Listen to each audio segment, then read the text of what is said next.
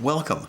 This is part 2 of our exploration of the unified path and how it might be applied to our own spiritual lives. Maybe you've seen part 1, which was titled Self-Assessment, in which we look at the various elements of the unified path, or of all paths actually, those elements being body, mind, heart, and soul, and try to establish what it is that is our current state of these things, how much of our lives, our time, our attention, of our own spiritual lives is being given to our body, mind, heart, and soul, which is to say rituals, learning, devotion, and interior work. Now, if you've seen part 1, you've seen this little matrix, and it is downloadable from our website. And it's an invitation to assess your own life in terms of these various 4 elements. And these will add up to 100%. And you will see how heavily each element is currently weighted in your own life. As I said in our earlier video, for me, what I learned about my spiritual life is that it was entirely too intellectual, and that second element, the mind, was being given entirely too much attention at the cost of these other elements which are necessary to have a whole spiritual life, which is to say a spiritual life that addresses our whole person, body, mind, heart, and soul.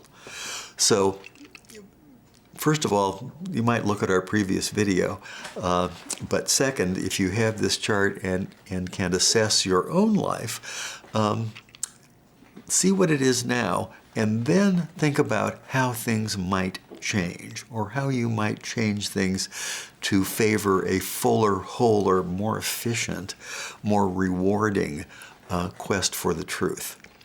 Now, by making this assessment, by filling out this little chart for yourself, you can first of all see if there are any elements that are either missing or available in such low proportions that they're almost realistically not there at all, because all 4 elements are necessary if we're going to have a whole spiritual life. So, item 1, see if there's anything that's very, very low, and that probably should be given some attention. Next, if you look at these various elements, which are, practically speaking, rituals and learning and devotion and interior work, and see which one of those you like. See if you're drawn to any one of these that is not available in as large a proportion as it might be, something you might want to encourage or develop. Also, see if there's any part here that you resist. Because if you resist part of this, if you resist the notion of, for example, worship or ritual, or interior work, then that resistance tells you a lot about yourself. And that's a topic that you can explore and learn about yourself in great detail, because a resistance to something really indicates probably a fear of some kind. But in order to explore this, you need to do it. The path, the unified path, and I'd say to some degree all real paths, are about having some kind of action, not simply a doctrine, but action. So here are these 4 areas in which you can take action: body, mind, heart, and soul. And by taking that action, you can assess what it is that you have and what you need. And as you do this, the more finely tuned it can become, so that it actually is a spiritual path that addresses you as an individual and allows you as an individual to open up to the divine, to the true, to the beautiful. In order to do that, you have to make this kind of assessment and then make changes. And let me also add here that it's necessary to make these changes, and it's necessary to do the assessment, but you can overdo it.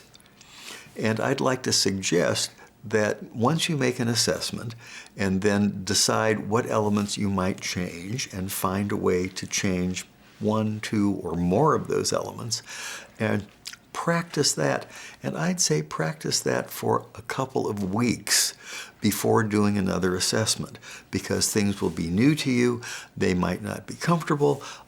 They might be difficult. They might be very productive. They might not be productive at all. And you can't assess that on a quick try basis. So as you live your life, as you include all of the elements of the spiritual life, all of the elements of the unified path here, you'll be able to decide what to change, but you'll be able to do so on the basis of learning about yourself in these very important, I dare say, critical dimensions.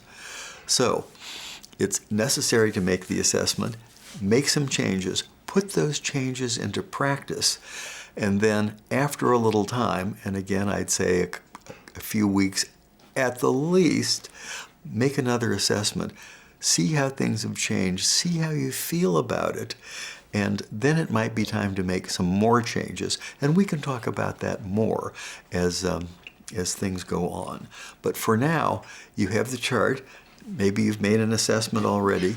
It's time to decide what you need to change and what you need to employ or amplify or minimize, or what elements you might want to bring in to this path, to the unified path. And they may be elements from anywhere, for that matter, as long as they address the notion of ritual and learning and devotion and interior work. But you'll need to do the work and then make the assessment, and then we can go further with it. So please download the chart if you want to use it. And I hope to meet you back here in the not too distant future. And also, I'd like to invite you to join our community by visiting our website so that we can keep you apprised of what's developing here. Okay, till next time. Bye for now.